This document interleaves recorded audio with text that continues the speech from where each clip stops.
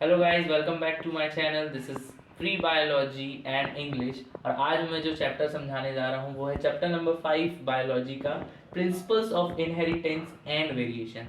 सबसे पहले हम वर्ड इनहेरिटेंस का मतलब समझ लेते हैं। इनहेरिटेंस मीन जो आप इनहेरिट करते हैं, मतलब जो आपको आपके माता पिता से मिला है, जिसके बेसिस में हम बोल सकते हैं कि ये मेरे मम्मी है, ये मेरे पापा है, उसको हम इनहेरिटेंस बोलते हैं। और इनहेरिट जो ट्रेट है, जो चीज़ हमारे में ट्रांसफ़र होती है, उसको हम बोलते हैं जीन्स या हमारा जेनेटिक्स बोलते हैं, जो कि हमारा जेनेटिक मटेरियल है, डीएनए। और वेरिएशन का मतलब होता है हर जनरेशन में कुछ ना कुछ बदलाव आते हैं। जैसे कि आपके मम्मी पापा में कुछ और कैरेक्टर्स होंगे और आपके कुछ अलग कैरेक्टर्स होंगे, कुछ उनसे मेल खाएंगे और कुछ आप में अलग होंगे। उसी को हम क्या बोलते हैं? वेरिएशन बोलते हैं। जो कि हर जनरेशन में बदलाव होता है, एक जनरेशन से दूसरे जनरेशन में पूरी की पूरी क्वालिटीज नहीं ट्रांसफर होती हैं। आधी आधी आपको आपकी मम्मी और आधी आपके पापा से मिलती है, और दोनों का कॉम्बिनेशन आप में होता है और आपके कुछ यूनिक ट्रेट्स आते हैं। अब जीन्स क्या होता है? जीन्स जो है, जो भी कैरेक्टर्स हैं जिनकी हम बात कर रहे थे, जो हमें पेरेंट्स से मिलते हैं, उन्हीं को हम क्या बोलते हैं? जीन्स बोलते हैं। Genes are responsible for our character. जहाँ हमारे कैरेक्टर स्टोर्स हैं, जो हमें हमें पेरेंट्स से मिले हैं, उसी को हम जीन बोलते हैं। जीन डीएनए के अंदर होता है। डीएनए आप जानते ही होंगे, हमारा जेनेटिक मटेरियल है, डीऑक्सी राइबोन्यूक्लिक एसिड। इसके बाद यही जीन क्रोमोसोम के अंदर होता है, और यही क्रोमोसोम हमारे न्यूक्लियस के अंदर होता है, जो कि हमारे सेल में प्रेजेंट होता है। इस न्यूक्लियस के कारण हमें हमारे सेल को लिविंग सेल बोला जाता है। इसी के अंदर क्रोमोसोम है, उसी के अंदर जेनेटिक मटेरियल डीएनए है, और वही डीएनए जीन को कैरी कर रहा है।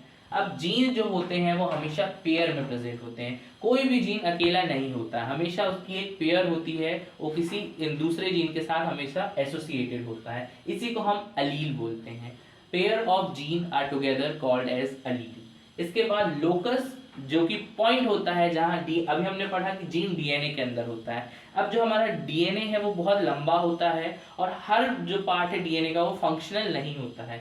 जो पार्ट फंक्शनल होता है उसी को हम जीन बोलते हैं। और जहां पर ये जीन मिल रहा है, जिस पॉइंट पे ये जीन मिल रहा है, जो लोकेशन में वो जीन मिल रहा है, उसी को हम लोकस बोलते हैं। डोमिनेंट और रेसेसिव। अब हम, जैसा कि हमने बात की कि जीन हमेशा पेयर में होते हैं। अब हो सकता है कि आपके अंदर दोनों डोमिनेंट जीन हो, मतलब आपके मम्मी का भी जीन जो हो वो डोमिनेंट हो, आपके पापा का भी जीन जो डोमिनेंट हो।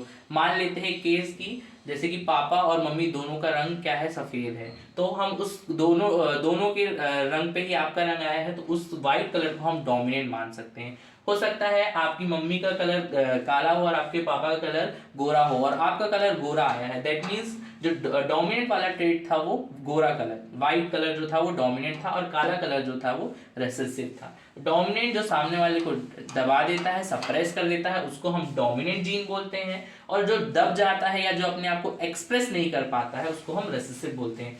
ऑल्दो ये अपने आप को एक्सप्रेस नहीं करता है, लेकिन ये आपके अंदर बना हुआ होता है। मतलब आप में आपके पापा से गोरे वाले जीन भी आया है, आपकी मम्मी से काला वाला जीन भी आया है, लेकिन दिखाई कौन दे रहा है? सिर्फ डोमिनेंट। जबकि आपके अंदर रेसेसिव वाला भी है, तो हो सकता है वही रेसेसिव आपकी फ्यूचर जनरेशन में ट्रांसफर हो जाए और अपने आप को शो करे। अब हम मोनोहाइब्रिड क्रॉस देखेंगे। मोनोहाइब्रिड क्रॉस का मतलब होता है एक कैरेक्टर का क्रॉस होना, या एक कैरेक्टर की क्रॉसिंग लगाना। हमने यहाँ पर एग्जाम्पल के लिए लिया है हाइट को। यहाँ हमने ट्रेट लिया है, कैरेक्टर लिया है हाइट का। कैपिटल टी जो है वो टॉल हाइट के लिए हम लिख रहे हैं, और स्मॉल टी जो है वो स्मॉल हाइट के लिए या डॉर्फ के लिए लिख रहे हैं। ये जो हम कैपिटल वर्ड्स लिखते हैं ये हम डोमिनेंट ट्रेट के लिए लिखते हैं, और ये जो हम स्मॉल अल्फाबेट्स लिखते हैं ये रिसेसिव के लिए लिखते हैं। ये जरूरी है कि जो आप डोमिनेंट के लिए अल्फाबेट यूज कर रहे हैं उसी को आप जो हमारे डॉर्फ के लिए या फिर रेसेसिव के लिए यूज करें। अब जैसे कि टॉल टी से आ रहा है लेकिन शॉर्ट एस से आ रहा है, लेकिन हमने एस ना लेके टी का ही स्मॉल अल्फाबेट लिया है ताकि वो क्लियर रहे। अब यहाँ हम जब इनकी क्रॉसिंग लगाते हैं तो हमें एक बात याद रखना है कि जैसे कि हमने बात की जीन दो हैं, यहाँ भी दो टी हैं, दोनों पेयर में हैं। एक जीन का सामने वाले के दोनों जीन के साथ हम क्रॉसिंग लगवाना जरूरी है। जैसे कि हमने इस टी को लिया, सामने वाले के पहले स्मॉल अल्फाबेट वाले टी को लिया, हमें कॉम्बिनेशन मिला कैपिटल टी स्मॉल टी। अब हमने इसी टी को लिया और सामने वाले के दूसरे टी के साथ क्रॉस लगाया, क्योंकि ये जरूरी है।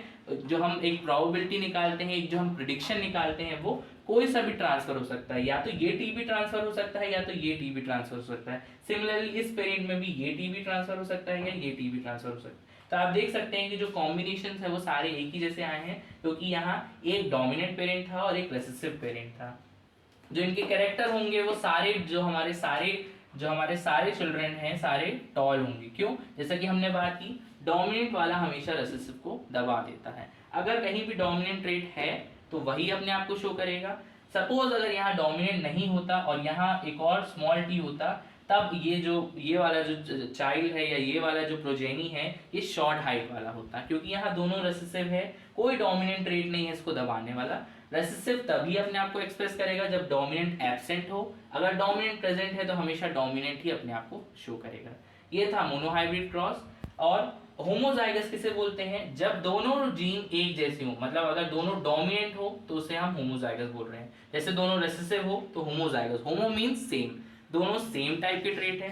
हेट्रो मीन्स होता है डिफरेंट। अगर यहाँ पर ट्रेट होता है एक कैपिटल टी और एक स्मॉल टी तो इसको हम हेट्रो बोलते हैं, क्योंकि दोनों एक दूसरे से अलग हैं, अपोजिट हैं।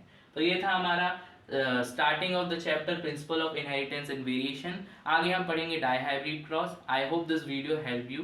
Thank you so much. Like, share, comment, subscribe. Any doubts you can ask me in the comment section. I will answer you. Thank you so much.